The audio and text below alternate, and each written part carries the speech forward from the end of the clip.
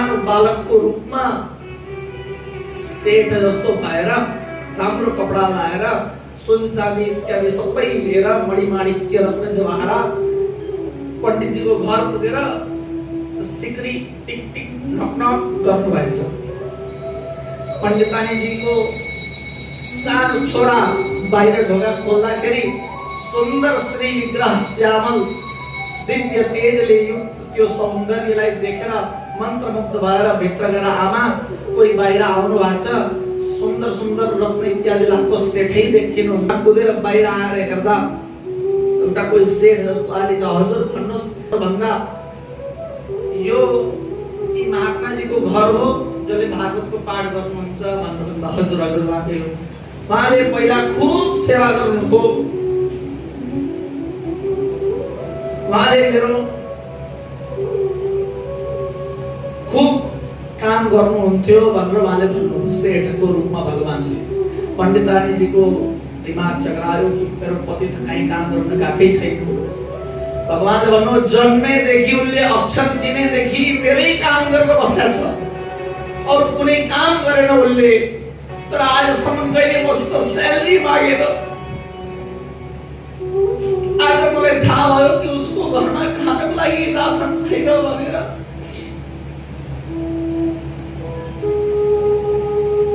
यस्तो विकट परिस्थितिमा पनि मलाई एकचोटि फोन पनि गरेन, मलाई एकचोटि भन्दा नि भनेन कि मेरो घरमा अन्न छैन।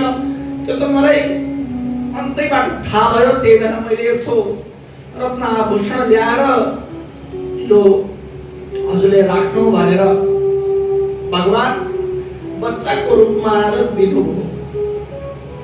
पण्डितानीले त्यो झोला घरमा राख्दाखेरि त त्यो झोलाको द्रव्य त बढ्दै गएको।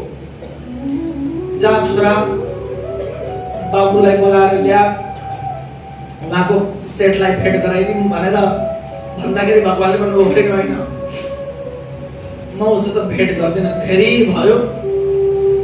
म नहुँदा मसित कुरा नहुँदा पनि उसले मेरो काम चाहिँ गरेकै हो, त्यही भएर त्यो मेरो कर्तव्य हो भनेर भगवानले सबै छोडेर जानुभयो। उता छोरो गयो पण्डितजीलाई त्यहाँ हजुर हेर्नुहोस् घर हेर्नुहोस् आमाले बोलाउनु भएको छ भनेर भन्दा पण्डितजीले पनि हो।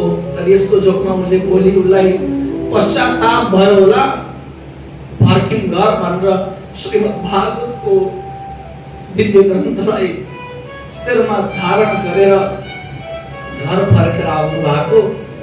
पण्डितानी त श्री चरणमा साष्टाङ्ग गरेर आहा नाथ हजुरले यत्रो ठुलो कैंकर्य गर्नु हुँदो रहेछ, बहुत ठुलो सेठ आएको थियो। देख्नमा चाहिँ सानो थियो तर यति धेरै गएको छ। हजुरले कहिले भन्नु भएन हजुरले कसैको नोकरी पनि गर्नुहुन्थ्यो भनेर। पण्डितजीले भन्नु आजसम्म मैले कसैको नोकरी गरेकै छैन। होइन होइन हजुरले झुट बोल्नुहुन्छ। त्यो सेठले भन्दै थियो हजुर बचपनदेखि उसको नोकरी गर्दै हुनुहुन्छ अरे भनेर। पण्डितजीले बडा आश्चर्य हिँड्नु भित्र गएर हेर्नु त भित्र के ल्याएर दिएको आजमा सेठजीले भन्दा पण्डितानीलाई त मणि रत्न हीरा जवाहरात देखिँदै थियो। जसरी पण्डितजीले गएर आफ्नो घरमा भागवतको किताबलाई वक्षस्थलमा लगाएर त्यो द्रव्यलाई हेर्दाखेरि त्यो सबै सामग्रीमा भगवानको दिव्य तेज मलाई देखिँदै थियो। उहाँको नेत्र समुच्छेद भयो।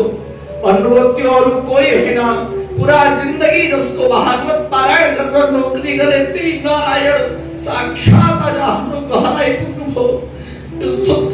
यो शान्ति, यो समृद्धि, यो ऐश्वर्य, यो हीरा, यो मोती यो सबै उहाँले नै दिएको हो, मैले कुनै काम गरे होइन भनेर भन्दाखेरि दुईटै दम्पतिले भगवानको विविध अर्चन पूजन गरेर उहाँको घरमा कहिले अकाल आएन। त्यस्तो यो श्रीमद् भागवतको वैशिष्ट्य हो। श्रीमद् भागवतको अनुसन्धानले समस्त प्रकारको क्लेश बाट मनुष्य मुक्त भइहाल्दछ, भगवानको कृपालाई प्राप्त गर्दछ।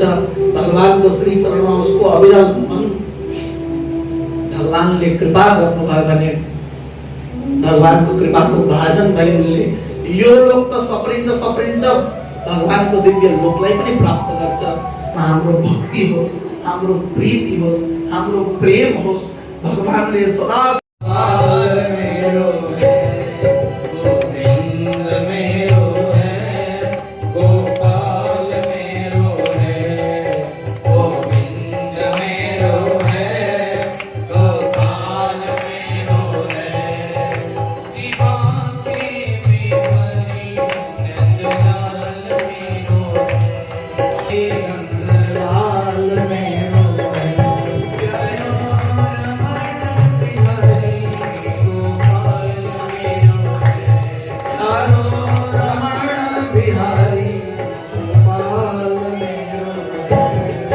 गोविंद मेरो है, गोपाल मेरो है, गोविंद है, गोपाल मेरो है, गोविंद गोपाल मेरो है, गोपाल मेरो। गणकं स्वस्ताय आत्म शनि प्रजा शनि पशु शनि लोक शनि अभय शनि अग्नि प्रजा बहुलां मे करोत्पन्नं पयोरेतस्मात् सुरक्ता में बसवन तेरी मूर्ति उतारो है मेरे घर तेरी